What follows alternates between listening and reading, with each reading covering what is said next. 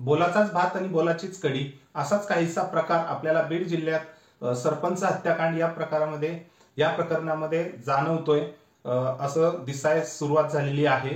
कारणही तसंच आहे। आज लातूरमध्ये मोर्चा निघाला, त्यामध्ये मयत संतोष देशमुख यांच्या मुलीने सहभाग घेतला आणि आपल्याला न्याय मिळावा अशी मागणी केली। उद्या बीडमध्ये सर्वपक्षीय मोर्चा निघणार आहे। यामध्येही भरपूर मोठ्या प्रमाणात लोक सहभागी होऊन रस्त्यावरती उतरणार आहेत।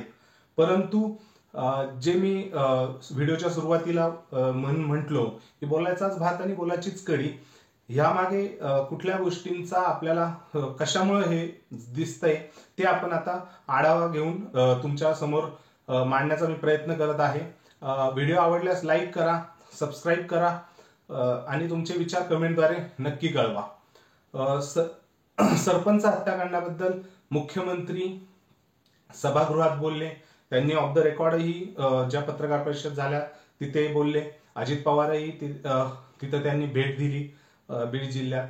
धनंजय मुंडे आणि पंकजा मुंडे यांनीही काल प्रतिक्रिया दिल्या की जो किती कोणाच्याही जवळचा असला तरी त्याला फाशी झाली पाहिजे, SIT नेमली पाहिजे, ही माझी पहिली मागणी होती, पंकजा मुंडे यांनीही सांगितलं। परंतु आणि आता राष्ट्रवादी सर्वपक्षीय बोलायला लागलेत की न्याय मिळाला पाहिजे। ही बाब जरी खरी असली परंतु त्याबद्दल जी झालेली दिरंगाई आहे, कारण आज 18 दिवस झालेत सरपंचाच्या हत्येमागे आणि त्यात अजूनही 3 आरोपी फरारी आहेत। त्यात आता CIDने चौकशी आपली सुरू केलेली आहे। त्यामध्ये त्यांनी आज कराड यांच्या वाल्मिक कराड हे फरार झालेले आहेत, त्यांच्या पत्नींची त्यांनी चौकशी केली। तर प्रश्न हाच आलेला आहे की वाल्मिक कराड यांचं डे 1 पासून नाव येत होतं, प्रसार माध्यमात येत होतं, आमदार तिथले स्थानिक आमदार नाव घेत होते।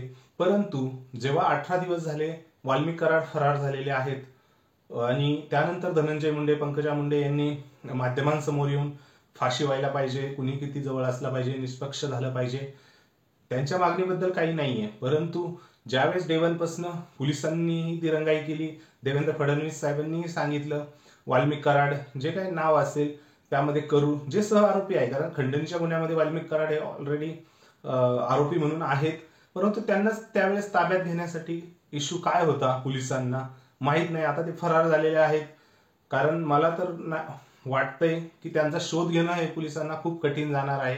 कारण 3 आरोपी जर महाराष्ट्र पोलिसांना जर सापडत नसतील तर याचा अर्थ कुठेतरी पोलिसांच्या कार्यक्षमतेवर नाही, परंतु कुठल्या तरी दबावाखाली ते काम करतायत। आता वाल्मिक कराड हे फरार आहेत, त्यांचा पत्ता लागेल की नाही माहित नाही, कारण जसे 3 आरोपी सापडले नाही तसे हेही लवकर वाल्मिक कराड सापडतील ही अपेक्षा नाहीये। तर यामध्ये नक्कीच दबाव आहे, नक्कीच आहे।